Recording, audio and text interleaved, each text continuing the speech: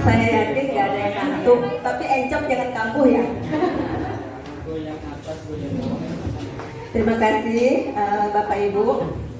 Assalamualaikum warahmatullahi wabarakatuh.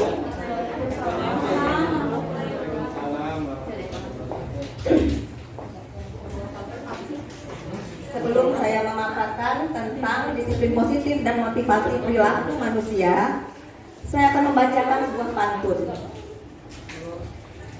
dari kaum Luwuk ke Sindang Sari, membawa ilmunya di dalam laptop.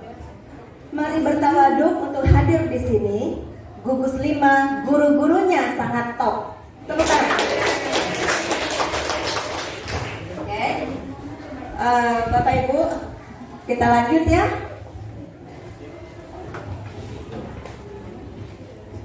Sebelum saya memaparkan materi, Bapak Ibu boleh kita nonton video lagi. Kali ini hanya menonton saja.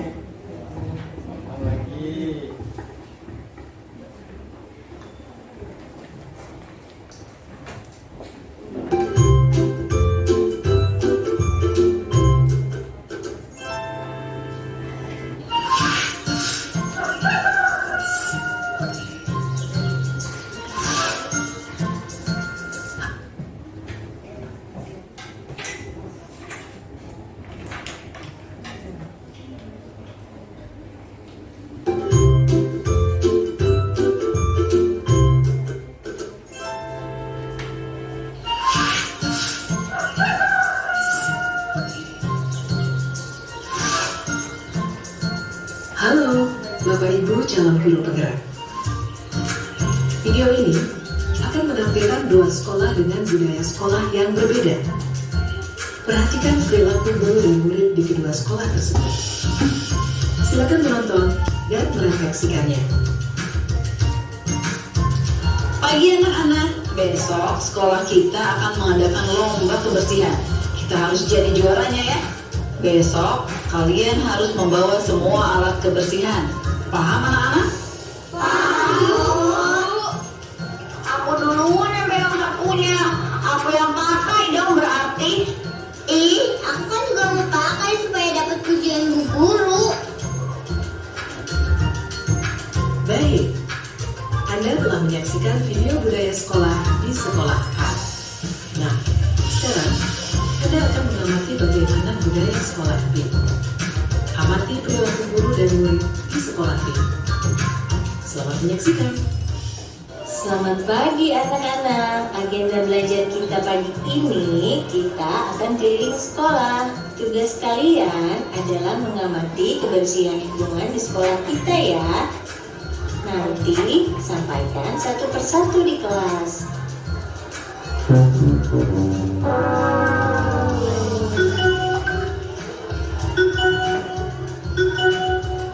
Bagaimana anak-anak? Apa yang kalian temukan di lingkungan sekolah? Ternyata sekolah kita kotor ya bu. Banyak sampah yang berserakan. Bagaimana ya solusinya? Bagaimana bila kita melakukan kerja bakti saja? Jangan buang sampah di jalan, buang sampah itu di tong sampah. Oh iya, makasih udah diingatin ya. Anda telah menyaksikan video budaya sekolah A dan B. Bagaimana? Apa yang Anda rasakan dan pikirkan dari kedua video tersebut? Perilaku guru dan murid seperti apa yang Anda tangkap dari kedua budaya sekolah? Mari kita refleksikan di aktivitas berikutnya.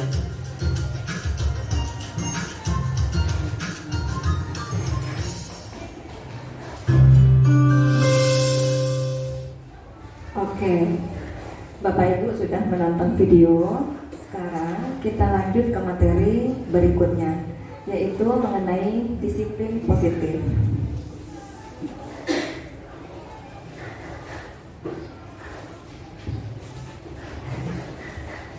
Selanjutnya,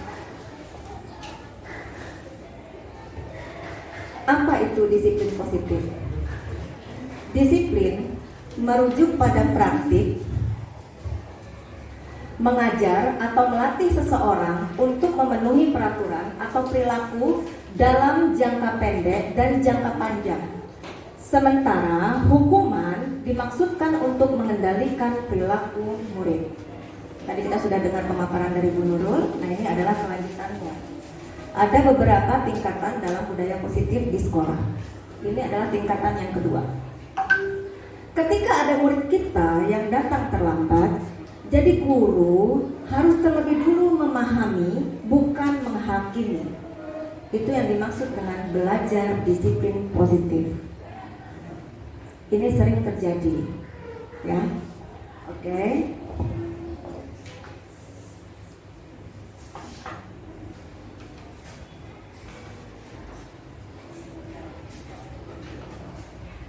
Maka, menurut Nelson, Lord and Glenn, tahun 2000, disiplin positif adalah sebuah model pendisiplinan yang difokuskan pada perilaku positif murid agar menjadi pribadi yang penuh hormat dan bertanggung jawab. Makna disiplin itu apa? Di mana ada kemerdekaan, disitulah lahir kedisiplinan yang kuat. Kesungguhan disiplin itu bersifat self-discipline, yaitu dari kita sendiri yang mewajibkan diri kita dengan sekeras-kerasnya. Tetapi itu sama saja, sebab jikalau kita tidak cakap melakukan self-discipline, wajiblah penguasa lain mendisiplinkan diri kita, dan peraturan demikian itulah harus ada dalam suasana yang merdeka. Menurut Ki Hajar Dewantara, Pemikiran Konsepsi Keteladanan Sikap Merdeka Belajar, cetakan kelima tahun 2013, halaman 470. Di dalam ilustrasi disiplin positif secara internal, artinya ada di dalam diri kita sendiri, tumbuh dan berkembang, motivasinya, kedisiplinannya, lahirnya dari diri kita sendiri. Ini adalah ilustrasi disiplin positif secara internal tentang pemahaman konsep belajar rumus matematika. Ketika seorang anak mengalami kesulitan bagaimana susahnya menghafal rumus matematika, jika memiliki disiplin positif, anak tersebut akan terbiasa memotivasi dirinya. Dari kesulitan, kemudian menjadi kebiasaan, gagal, coba lagi, akhirnya memahami dengan sendirinya bahwa cara menghafal rumus matematika yaitu harus sering banyak latihan. Jadi berdasarkan ilustrasi ini, anak tersebut sudah menumbuhkan motivasi disiplin di dalam dirinya secara internal tanpa dorongan dari luar atau faktor eksternal. Makna disiplin menurut ahli Ki Hajar Dewantara dalam Merdeka Belajar menyatakan bahwa disiplin diri yang memiliki motivasi internal, jika tidak maka perlu motivasi eksternal. In di dalam diri manusia, X dorongan dari luar. Kemudian Diana Gosen menyatakan bahwa disiplin belajar atau disiplin murid atau pengikut, yaitu motivasi yang terbangun adalah motivasi intrinsik, bukan motivasi ekstrinsik. Disiplin diri merupakan bagaimana cara kita mengontrol diri untuk memilih tindakan pada nilai-nilai yang kita hargai. Tujuan akhir dari disiplin diri itu apa? Yang pertama, agar murid memahami perilaku mereka sendiri, mengambil inisiatif, menjadi bertanggung jawab atas pilihan mereka, menghargai diri mereka sendiri dan orang lain. Yang kedua, seseorang yang memiliki disiplin diri berarti mereka bisa bertanggung jawab terhadap apa yang dilakukannya, karena mendasarkan tindakan mereka pada nilai kebajikan universal. Sebagai pendidik, tujuan kita adalah menciptakan anak-anak yang memiliki disiplin diri sehingga mereka bisa berperilaku dengan mengacu pada nilai-nilai kebajikan universal dan memiliki motivasi intrinsik dalam diri sendiri, bukan ekstrinsik atau dari orang lain. Jadi kita melatih anak disiplin positif sejak dini. Selanjutnya adalah tentang motivasi perilaku manusia. Motivasi perilaku manusia Diana Dawson menyatakan dalam bukunya Restructuring School Discipline bahwa ada 3 alasan motivasi perilaku manusia. Yang pertama, untuk menghindari ketidaknyamanan atau hukuman. Yang kedua, untuk mendapatkan imbalan atau penghargaan dari orang lain. Dan yang ketiga, untuk menjadi orang yang mereka inginkan dan menghargai diri sendiri dengan nilai-nilai yang mereka percayai. Sekarang kita simak pemaparannya satu persatu. Yang pertama adalah menghindari hukuman atau ketidaknyamanan. Ini merupakan tingkat terendah dari orang yang motivasi dirinya untuk menghindari hukuman atau ketidaknyamanan.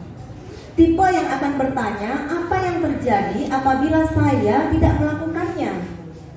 Sehingga mereka cenderung menghindari permasalahan, mungkin muncul dan berpengaruh pada mereka baik secara psikologis, fisik maupun tidak terpenuhnya kebutuhan mereka. Jadi motivasi ini motivasi yang kurang baik ya. Karena kalau anak sering menghindari permasalahan, tidak akan memperbaiki diri dan tidak akan mendapatkan solusi dari permasalahan. Kemudian hukum mencapai tujuan disiplin dan memotivasi yang membantu kita mencapai tujuan. Hukuman justru memiliki dampak jangka pendek ataupun jangka panjang yang berpengaruh terhadap kemandirian manusia. Hal yang melekat dalam benak kita ketika mendapatkan hukuman adalah ketidaknyamanan dalam menjalani hukuman.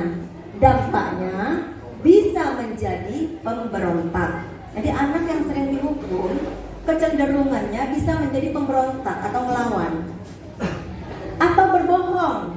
Jadi anak sering berbohong untuk menghindari kesalahan. Lebih sering menyendiri dan jarang berkomunikasi. Nah, tumbuh dengan ketakutan dan rasa bersalah, serta tumbuh dengan lingkungan atau lingkaran kekerasan. Jadi kalau kita ketemu anak-anak yang seperti ini, kita lihat karakternya, latar belakang di rumahnya seperti apa, dan kita membinanya, memotivasinya di sekolah seperti apa. Untuk perbaikan-perbaikan jika kita menemukan kasus-kasus seperti ini. Kemudian yang kedua, untuk mendapatkan imbalan atau penghargaan dari orang lain. Berarti melakukan motivasi karena mengharapkan sesuatu. Orang dengan motivasi ini akan selalu bertanya, apa yang dapat atau apa yang saya dapatkan apabila saya melakukan hal tersebut. Mereka melakukannya tidak tulus karena mengharapkan pujian atau imbalan yang menurut mereka penting dalam kualitas diri mereka. Jadi melakukan sesuatu karena mengharapkan sesuatu. Ini biasanya jangka pendek. Motivasinya karena sesuatu, jadi nggak panjang. Pujian itu cenderung menghasilkan orang yang gila pujian, narsis. Nah, sumber ini narsis merupakan penyakit mental. Ya. Kalau saya tidak paparkan itu, tapi mungkin bisa ditelaah masing-masing. Dan mengukur diri mereka sendiri berdasarkan orang lain dan sulit menerima kritikan. Karena senang dipuji, jadi nggak bisa dikritik. Padahal kadang-kadang kritikan itu membangun. Kemudian pujian mengajarkan bergantung pada hal lain dan perubahan dalam diri demi orang lain. Jadi karena pengen dipuji sama orang lain, sehingga kadang-kadang tidak menjadi diri sendiri. Tujuan dari pujian adalah tentang persetujuan orang lain bahwa sudah melakukan hal yang benar. Selanjutnya yang ketiga adalah untuk menjadi orang yang mereka inginkan dan menghargai diri sendiri dengan nilai-nilai yang mereka punya. Ini merupakan orang yang memiliki motivasi disiplin positif. Karena motivasi berperilakunya bersifat internal dalam dirinya, bukan eksternal atau dorongan dari orang lain. Motivasi ini biasanya jangka panjang karena terlatih dan lahir dari diri sendiri. Orang dengan motivasi ini melakukan sesuatu karena nilai-nilai yang mereka yakini dan hargai dengan keyakinan. Ketika murid-murid kita memiliki motivasi tersebut, mereka telah memiliki motivasi intrinsik yang berdampak jangka panjang. Motivasi yang tidak akan berpengaruh pada adanya hukuman ataupun hadiah. Mereka tetap berperilaku baik dan berlandaskan nilai-nilai kebajikan karena mereka ingin menjadi orang yang menjunjung tinggi nilai-nilai yang mereka hargai. Maka disiplin positif dan motivasi yang kita terapkan adalah pada poin ketiga.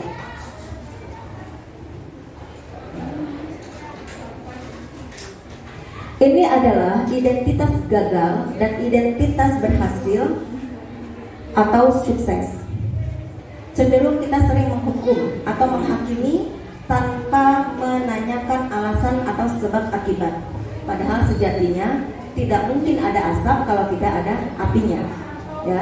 Jadi ini ada perbandingan hukuman dengan disiplin.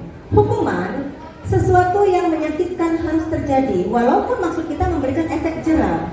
Tetapi secara psikologi ternyata ada dampaknya. Secara fisik juga ada dampaknya. Sedangkan sanksi konsekuensi sesuatu yang harus tegas, restitusinya adalah merupakan pilihan di dalam hal disiplin. Hukuman tidak nyaman untuk murid atau anak untuk jangka waktu panjang. Kadang-kadang kita menghukum anak diam-diam menyimpan dendam ya di hatinya. Kita juga nggak tahu. Kemudian disiplinnya secara sanksi atau konsekuensi tidak nyaman untuk murid atau anak untuk jangka waktu pendek. Restitusinya menguatkan untuk murid atau anak dalam jangka waktu yang panjang. Hukuman cenderung membuat korban, jadi tanda kutip itu murid kita menjadi korban hukuman untuk mendapatkan keadilan. Sanksi dan konsekuensinya korban bisa diabaikan. Sedangkan restitusi, korban mendapatkan ganti. Hukuman, murid atau anak akan tersakiti. Disiplin, sanksi dan konsekuensinya, murid anak dibuat tidak nyaman. Restitusinya, murid anak akan mendapatkan penguatan. Jadi, kita mendisiplinkan anak dengan nasihat yang membangun, bukan semata-mata dengan hukuman. Kemudian hukuman itu perilaku pasif agresif akan meningkat. Sedangkan disiplin sanksi konsekuensinya penguatan hanya bertahan dalam jangka waktu pendek. Restitusinya masalah bisa terpecahkan. Hukuman sistem tidak akan berjalan bila murid tidak takut karena melawan itu tadi, atau memiliki rasa memberontak ya, jadi tidak takut. Sedangkan disiplin, sanksi atau konsekuensinya memerlukan monitoring dan supervisi terus-menerus dari guru. Dan jadi gurunya harus memantau perkembangan anak. Dan restitusi dari disiplinnya adalah murid belajar bertanggung jawab untuk perilakunya. Apa yang mereka lakukan, mereka bertanggung jawab sesuai dengan konsekuensinya. Hukuman berlaku hanya pada sebuah institusi, tidak berlanjut pada kehidupan nyata. Sedangkan disiplin, sanksi atau konsekuensi membantu penerapan mengikuti peraturan dalam masyarakat. Fokus pada pemecahan masalah dalam jangka waktu panjang. Identitas gagal dalam hukuman ini cenderung memaksa. Peraturannya adalah kamu harus bla bla bla. Kamu seharusnya bla bla bla. Jadi lebih memaksa. Di dalam Merdeka Belajar, untuk membentuk profil pelajar Pancasila, maka membebaskan pikiran. Guru tidak boleh memaksa murid, ya, membebaskan pembelajaran, membebaskan sanksi, membebaskan hukuman, tapi lebih menanamkan disiplin positif dan motivasi. Sehingga sanksi dan konsekuensi, yaitu apa peraturannya, mampukah kamu melakukannya, dan mengucapkan kata terima kasih. 3 kata ajaib. Minta tolong, mohon maaf, terima kasih. Sehingga murid merasa dihargai, walaupun dengan anak murid. Kemudian restitusi dari disiplin ini adalah apa yang kamu yakini, apa yang bisa kamu lakukan untuk memperbaiki masalah ini.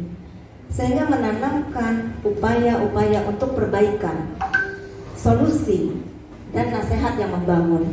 motivasi yang membangun. Kemudian identitas gagal yang terakhir dalam hukuman adalah murid atau anak membenci peraturan. Disiplin atau sanksi konsekuensinya, murid atau anak menghormati peraturan.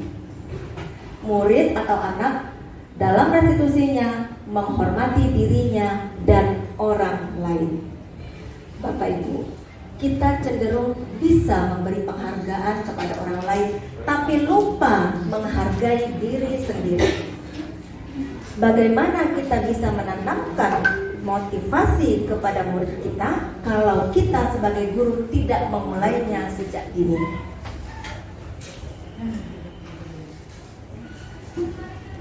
Sebelum saya tutup, saya punya pertanyaan pemantik. Siapa yang bisa jawab, boleh tunjuk tangan, maju ke depan.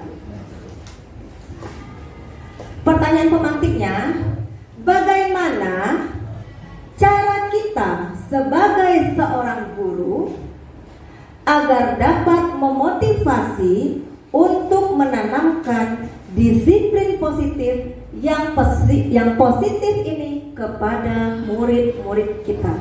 Boleh jawabannya ditulis. Saya ulang ya pertanyaan pemantiknya. Bagaimana cara kita sebagai seorang guru agar dapat memotivasi untuk menanamkan disiplin positif yang positif ini kepada murid-murid kita? Jawaban saya tunggu 5 menit. Jika ada yang sudah bisa jawab, boleh tunjuk tangan.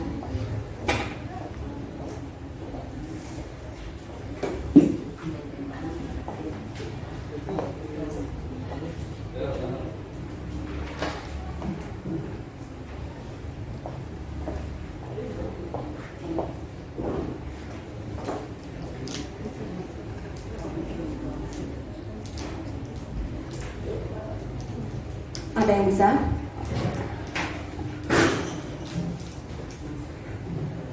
Ada yang mau tunjuk tangan? Atau saya tunjuk?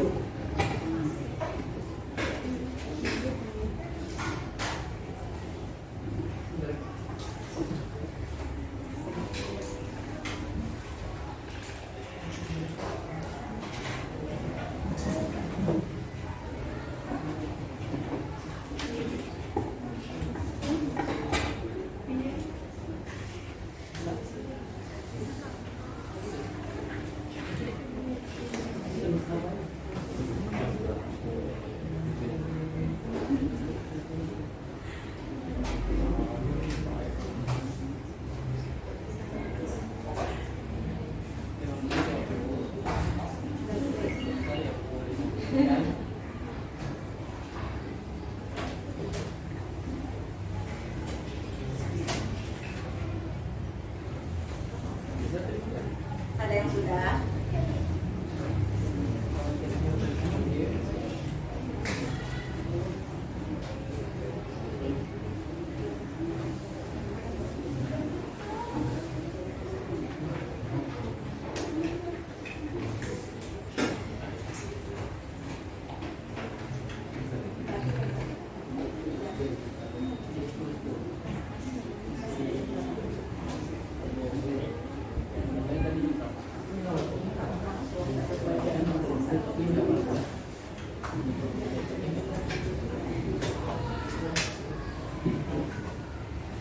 Sudah, Bapak Ibu, jawabannya.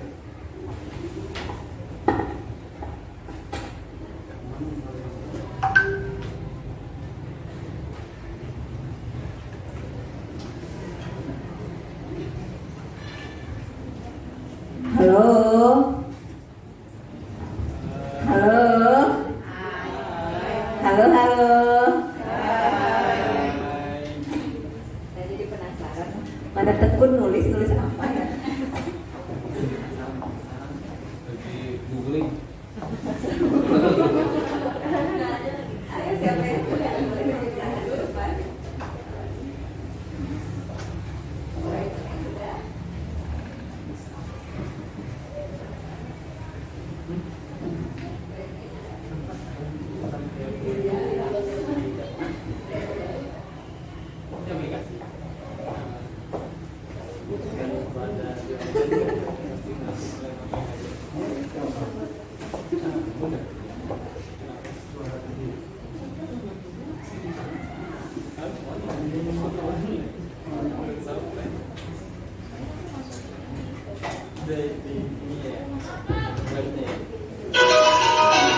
AUX mode.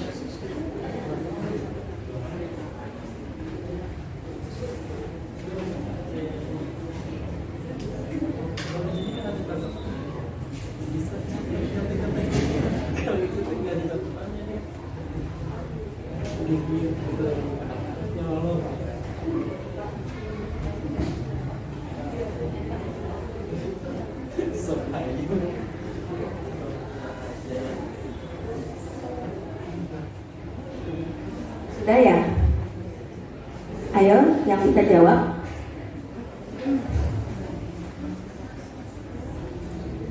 Kayaknya Bapak Ibu Guru gak berani nunjuk tangan.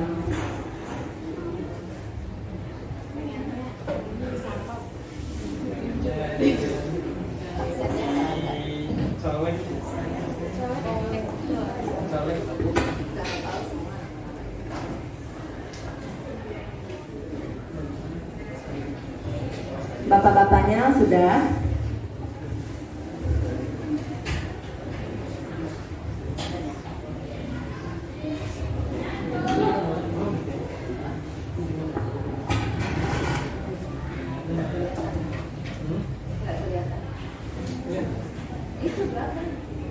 Oh iya.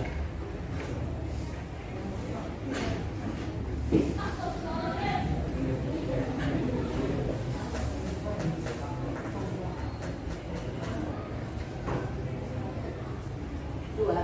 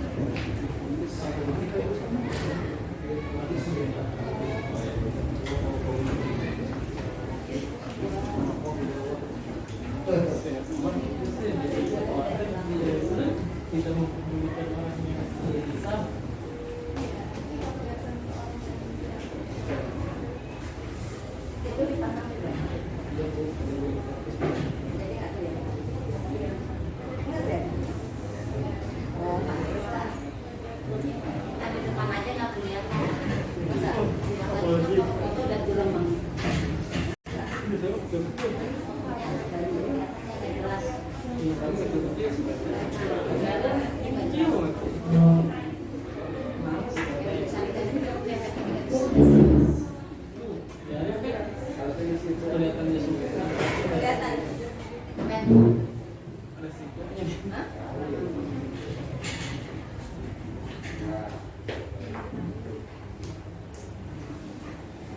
Kelihatan? Saya bacain ulang ya. Saya bacain ulang. Disiplin merujuk pada praktik mengajar atau melatih seseorang untuk memenuhi peraturan atau perilaku dalam jangka pendek dan jangka panjang. Sementara hukuman dimaksudkan untuk mengendalikan perilaku murid. Yang belakang kebaca, kelihatan? Bapak Ibu, halo? Yang di belakang kelihatan? Oh, baru mau dipasang.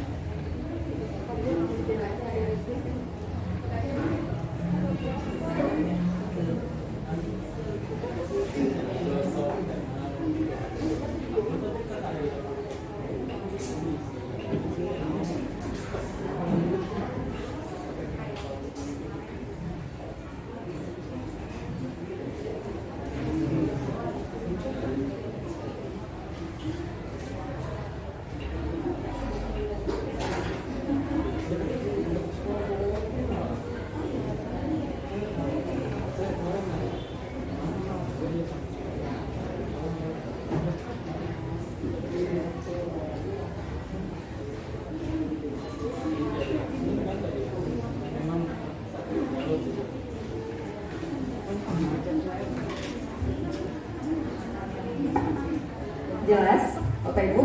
Jelas? Oke, saya ulang ya. Saya dikasih waktu tuh 45 menit. Padahal saya pengen cepet-cepet, tapi karena kesalahan teknis jadi saya ulang lagi. Disiplin merujuk pada praktik mengajar atau melatih seseorang untuk memenuhi peraturan atau perilaku dalam jangka pendek dan jangka panjang. Sementara hukuman dimaksudkan untuk mengendalikan perilaku murid. Nah, ini ada ilustrasinya bagaimana kita memahami bukan menghakimi terhadap belajar disiplin positif jika ada murid kita yang melakukan kesalahan, apakah itu datang terlambat atau tidak membuat PR, sehingga guru jangan langsung menghakimi atau memberikan hukuman, tetapi memahami dulu alasan-alasan dari murid-murid kita.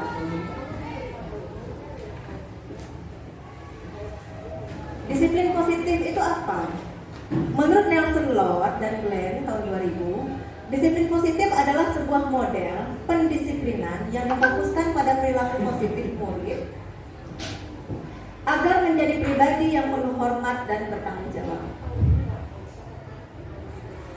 Jadi dari gambaran ini, Bapak Ibu punya gambaran juga terhadap diri Bapak Ibu, bagaimana saya mendisiplinkan murid saya nanti di kelas yang saya ampu.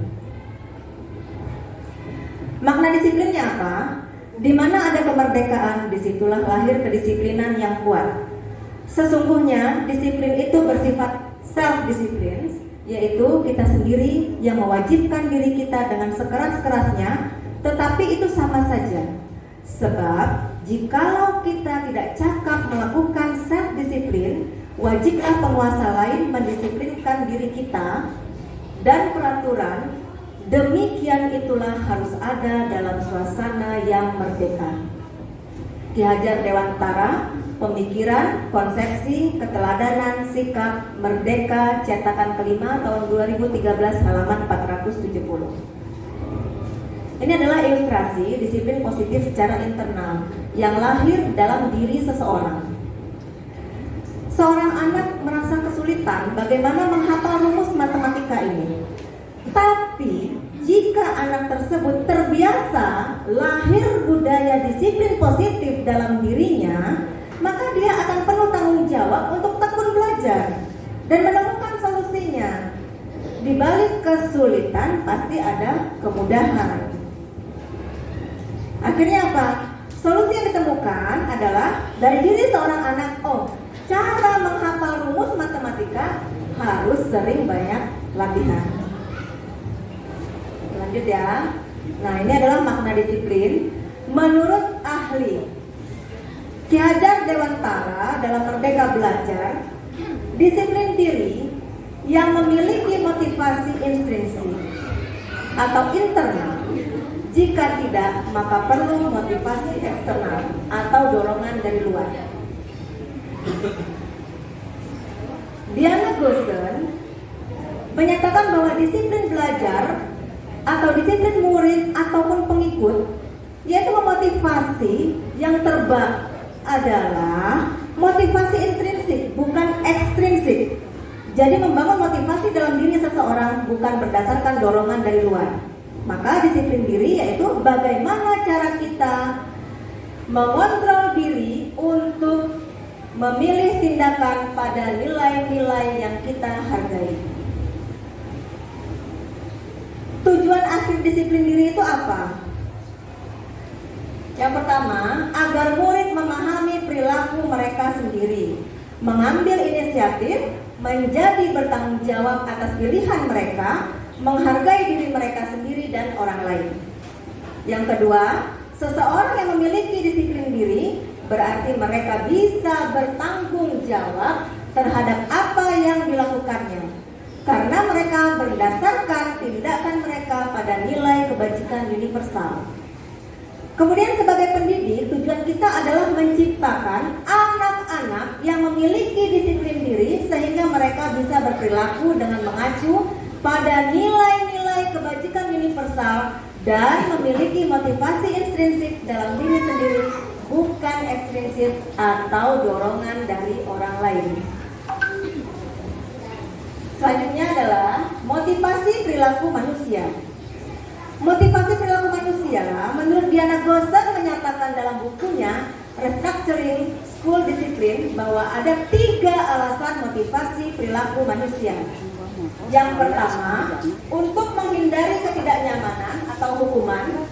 Yang kedua, untuk mendapatkan imbalan atau penghargaan dari orang lain. Yang ketiga, untuk menjadi orang yang mereka inginkan dan menghargai diri sendiri dengan nilai-nilai yang mereka percayai. Kita bahas satu-satu. Yang pertama yaitu menghindari hukuman atau ketidaknyamanan. Ini merupakan tingkat terendah dari orang yang motivasi dirinya untuk menghindari hukuman atau ketidaknyamanan. Tipe yang akan bertanya, apa yang terjadi apabila saya tidak melakukannya? Sehingga mereka cenderung menghindari permasalahan, mungkin muncul dan berpengaruh pada mereka baik secara psikologis, fisik, maupun tidak terpenuhinya kebutuhan mereka. Kemudian, hukum mencapai tujuan disiplin dan memotivasi yang membantu kita mencapai tujuan. Hukuman justru memiliki dampak jangka pendek ataupun jangka panjang yang berpengaruh terhadap kemandirian manusia. Hal yang melekat dalam benak kita ketika kita mendapatkan hukuman adalah ketidaknyamanan dalam menjalani hukuman. Dampaknya bisa menjadi pemberontak atau berbohong untuk menghindari kesalahan. Lebih sering menyendiri, kadang-kadang ada anak yang seperti itu ya, dan jarang berkomunikasi. Tumbuh dengan ketakutan dan rasa bersalah, serta tumbuh dengan lingkaran kekerasan. Kemudian poin yang kedua, untuk mendapatkan imbalan atau penghargaan dari orang lain. Ini motivasi seperti apa? Orang dengan motivasi ini akan selalu bertanya, apa yang saya dapatkan apabila saya melakukan hal tersebut. Mereka melakukannya tidak tulus karena mengharapkan pujian atau imbalan yang menurut mereka penting dalam kualitas diri mereka. Sehingga pujian itu menghasilkan orang lain yang gila pujian. Orang yang hanya ingin disanjung, hanya ingin dipuji saja. Narsis dan mengukur diri mereka sendiri berdasarkan orang lain dan sulit menerima kritikan. Padahal ada pepatah yang mengatakan tidak mungkin bisa memandang cermin jika kita berada dalam bingkainya. Artinya yang memberikan penilaian terhadap diri kita adalah orang lain. Kita introspeksi diri. Ya, biasanya kita seperti itu, harus bisa mengintrospeksi diri. Pujian mengajarkan bergantung pada hal lain dan perubahan dalam diri demi orang lain. Jadi kita mengharapkan pujian demi menyenangkan hati orang, atau melakukan sesuatu demi mengharapkan pujian dari orang lain. Jadi tujuan dari pujian adalah tentang persetujuan orang lain bahwa sudah melakukan hal yang benar. Padahal belum tentu ya. Nah, yang ketiga, motivasi untuk menjadi orang yang mereka inginkan dan menghargai diri sendiri dengan nilai-nilai yang mereka punya. Yang pertama yaitu ini merupakan orang yang memiliki motivasi disiplin positif. Karena motivasi berperilakunya bersifat internal dalam dirinya, bukan eksternal atau dorongan dari orang lain. Orang dengan motivasi ini melakukan sesuatu karena nilai-nilai yang mereka yakini dan hargai dengan keyakinan.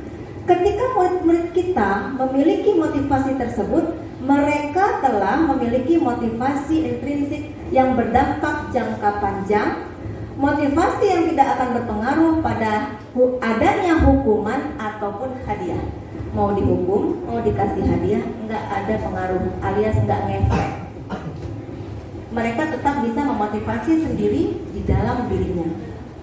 Kemudian mereka tetap berperilaku baik dan berlandaskan nilai-nilai kebajikan karena mereka ingin menjadi orang yang menjunjung tinggi nilai-nilai yang mereka hargai.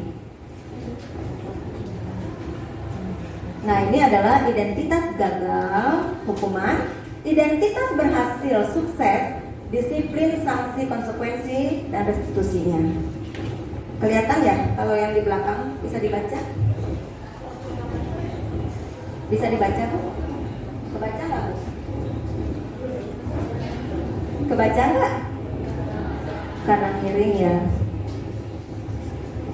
Oh ini. fokusnya memang sudah seperti ini ya. Bapak kebaca Pak? Oh, kalau begitu minta tolong Bapak yang bacakan ya.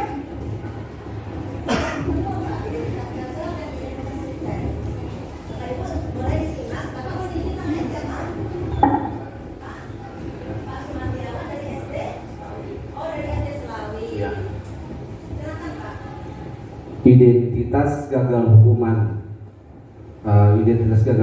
Identitas gagal hukumannya yaitu sesuatu yang menyakitkan harus terjadi. Kemudian tidak nyaman untuk murid dan anak untuk jangka waktu panjang. Kemudian korban mendapatkan keadilan, murid ataupun anak akan tersakiti. Kemudian perilaku pasif dan agresif meningkat. Kemudian sistem tidak akan berjalan bila murid tidak takut dan berlaku harinya pada sebuah institusi tidak berlanjut pada kehidupan nyata. Peraturannya adalah kamu harus, murid ataupun anak akan membenci peraturan.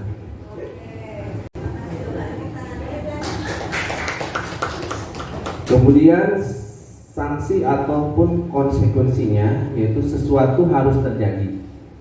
Kemudian tidak nyaman untuk murid ataupun anak untuk jangka waktu pendek. Kemudian korban bisa diabaikan. Kemudian murid ataupun anak dibuat tidak nyaman. Kemudian penguatan hanya bertahan dalam jangka waktu pendek. Kemudian memerlukan monitoring dan supervisi terus-menerus daripada guru. Kemudian membantu penerapan mengikuti peraturan dalam masyarakat. Nah, sanksi konsekuensinya apa peraturannya? Nah, mampukah kamu melakukannya? Terima kasih. Murid ataupun anak akan menghormati peraturan. Kemudian yang terakhir yaitu restitusi. Restitusi itu merupakan pilihan. Kemudian menguatkan untuk murid ataupun anak dalam jangka waktu panjang. Kemudian korban mendapatkan ganti. Murid ataupun anak mendapat penguatan. Kemudian masalah akan terpecahkan. Kemudian murid belajar bertanggung jawab untuk perilakunya.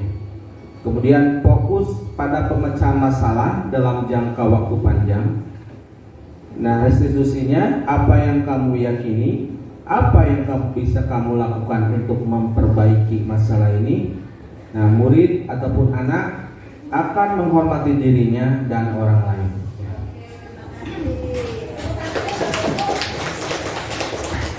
Saya mau nanya ke Bapak. Kita bicara masalah disiplin positif dan motivasi.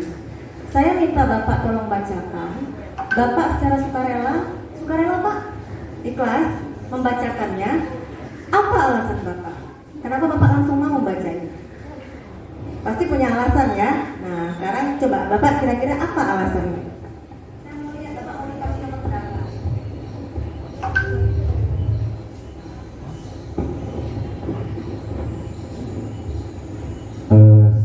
Saya memilih untuk motivasinya yaitu daripada sanksi ataupun konsekuensi. Kemudian alasan yang kedua yaitu hukuman, dan yang ketiga restitusi. Itu aja.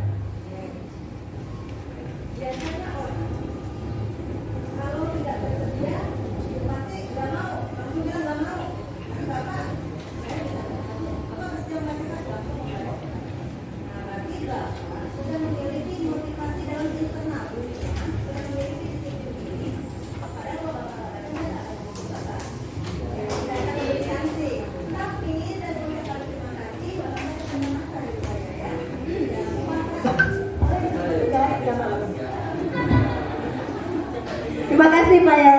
Oke, tepuk tangan yuk yang meriah untuk Bapak dari Sulawesi.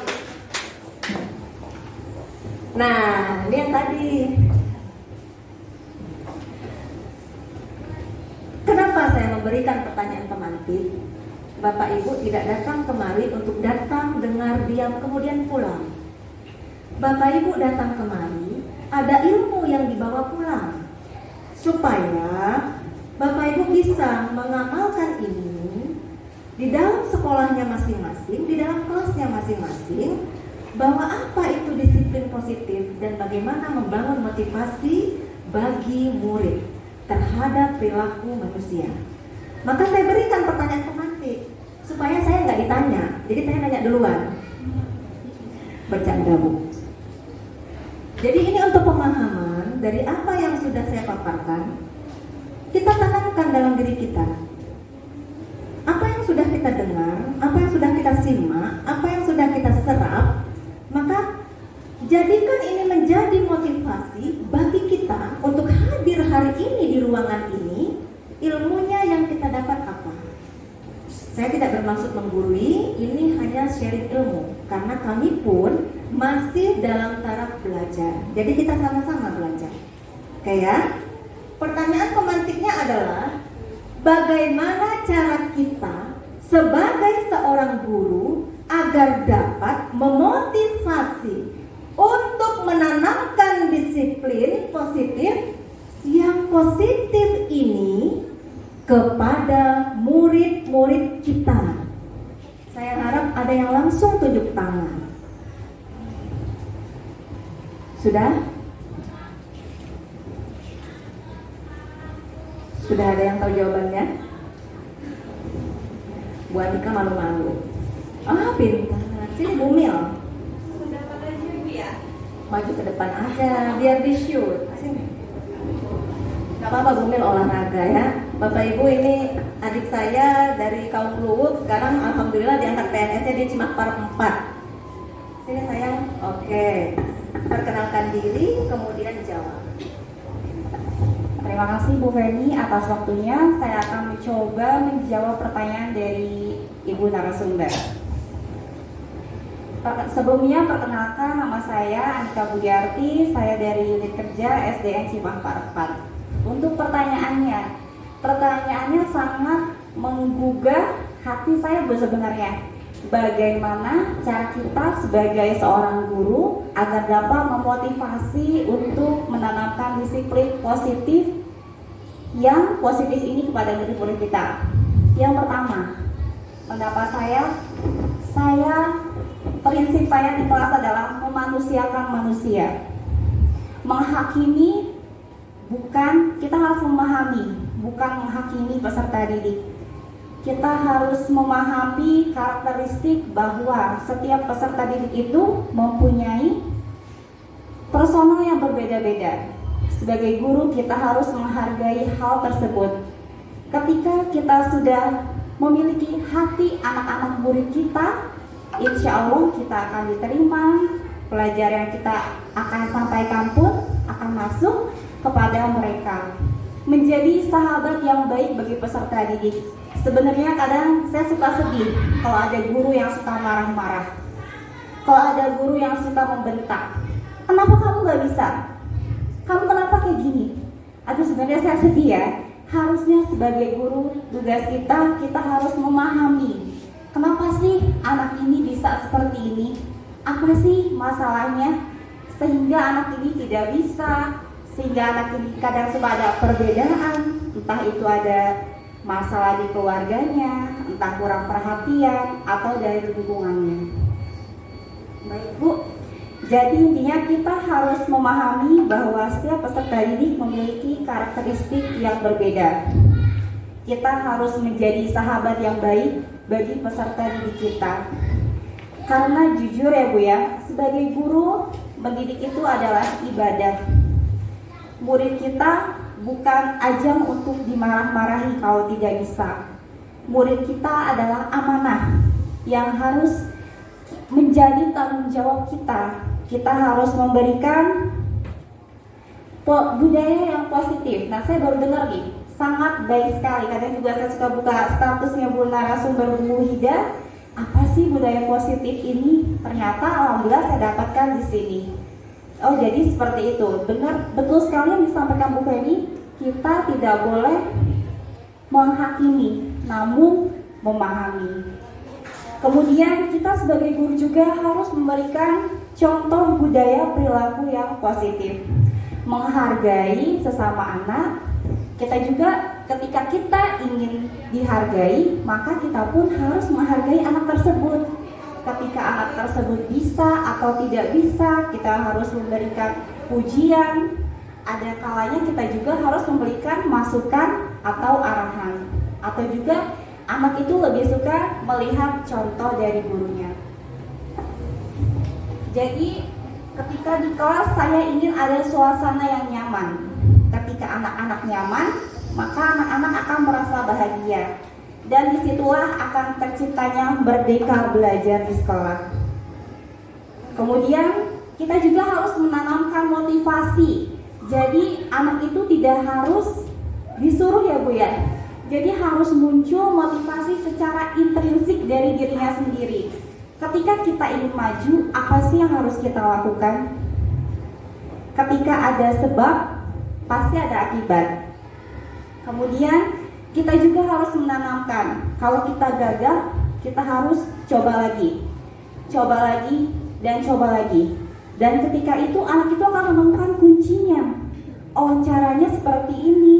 Karakteristik saya, ada yang menghafal, ada yang secara gambar, ada yang dengan cara mendengarkan, ada yang cara dengan melihat, jadi berbeda-beda. Contoh saya sangat tidak suka pelajaran matematika. Tapi apa ya, supaya misalnya saya bisa lulus nih, saya harus unggul di mata pelajaran yang lain. Jadi nanti anak itu akan mengenali apa yang ada dalam dirinya sendiri. Apa sih yang saya nggak bisa dan saya harus ngapain. Dan ketika itu juga anak akan tahu, ketika dia gagal, dia coba lagi, dan dia akan menemukan kuncinya. Sekali lagi, intinya kalau saya Bu ya, di kelas itu adalah memanusiakan manusia. Terima kasih. Wassalamualaikum warahmatullahi wabarakatuh. Luar biasa. Jangan duduk dulu. Bapak Ibu luar biasa. Berarti saya tidak sia-sia hari ini hadir di sini sebagai narasumber menyampaikan materi ini karena nyangkut. Ya, Bu Anika datang dan maju kemari. Padahal saya tidak beri hukuman, tapi keinginan sendiri berarti sudah menanamkan disiplin positif dan motivasi diri. Padahal tidak mengharapkan imbalan apapun kan ya, memang lahir dari diri sendiri. Tapi kenapa? Gak tahu mau ada pertanyaan Pak. Oh, nggak tahu mau ada pertanyaan. Ini hanya teknik narasumber ya, stylenya berbeda-beda. Tapi saya, karena kita memanusiakan manusia, saya setuju sekali ya. Bapak Ibu, saya akan memberikan penghargaan kepada Bu Anika. Jangan dilihat dari apapun, tapi lihatlah dari hati saya yang paling dalam dan ketulusan saya. Bentar ya. Bocor belanja. Aduh. Ini sengaja nggak dibungkus biar kelihatan. Nah, ini sengaja saya siapin. Ada yang bisa menjawab pertanyaan ini, saya berikan hadiahnya ini. Tepuk tangan dong yang lainnya, yuk. Enggak masuk. Oh, start dulu. Saya udah nyiapin hadiah lagi. Oh iya betul. Ya, terima kasih saya. Sukses ya, silakan duduk. The next CGP berikutnya dari Bogor Utara, dari SD Cimapak 4, dari Ibu Slima. Amin. Bapak Ibu, saya harap bukan hanya Bu Anika, tapi masih ada Bu Anika yang lain bisa untuk daftar CGP. Ya, karena banyak ilmu yang kita dapat, kita mulai bisa bergerak dan menggerakkan orang lain dimulai dari diri sendiri. Ya, jadi Bapak Ibu, kalau nanti materi-materi ini sebelum saya tutup, jika ada yang mau PPT-nya boleh diambil. Jadi Bapak Ibu nggak usah foto-foto, saya kasih PPT-nya, silakan. Ya, Jelas. ya. Kalau ada yang mau, kalau ada kan ini ada yang nggak jelas ya. Kalau ada yang mau daftar CGP di next berikutnya, ketika dibuka, kabarnya lebih mudah. Karena hanya 5 atau 6 bulan untuk angkatan berikutnya. Mudah-mudahan demikian. Kalau saya, Pak Aceh, Bu Hida, Bu Sofi, Bu Nurul, kami ini kayak orang mau lahiran. Jadi ikut CGP 9 bulan. Jadi seperti ya, yang sebulan nggak ada Pak. Ya itu udah prematur. Jadi yang ke depannya 5 bulan, 6 bulan, yuk saya dukung Bapak Ibu semuanya untuk daftar CGP. Jangan dilihat susahnya, tapi dilihat motivasinya. Ya, ya oke, daftar ya. Nanti leadernya nih Pak Nopi Ardi nih, ya dari gugus 5 nih harus ada. Komandannya. Sudah alumni nanti. Oh, salah Pak. Ya, oke. Terakhir ya. Salam pendidikan guru penggerak. Guru bergerak, Indonesia maju. Sekian dari saya. Terima kasih banyak. Saya kasih pantun lagi ya. Ini pantunnya nggak aneh-aneh, udah biasa. Jika ada jarum yang patah, jangan disimpan di dalam peti. Jika ada ucapan saya, gestur saya, tatap mata saya yang salah, mohon maaf lahir batin, jangan disimpan di dalam hati. Terima kasih banyak. Assalamualaikum warahmatullahi wabarakatuh. Saya kembalikan ke Ibu Moderator. Terima kasih Ibu Feni Rosari telah memaparkan materinya. Sangat luar biasa ya, sangat terinspirasi ya kita semua dari Ibu Feni Rosari.